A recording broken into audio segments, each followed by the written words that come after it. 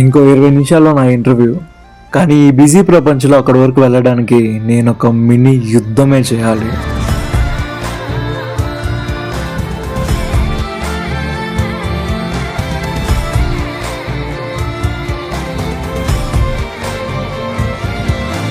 నీ సుదూర దారిలో ఆగకుండా సాగిపో, చెయ్యి పట్టి చూపగా తోడులేరని.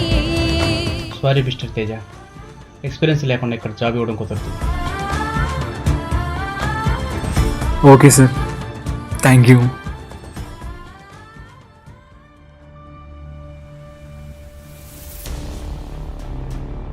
ఏమైందిరా డల్లుగున్నావు? అది నాన్న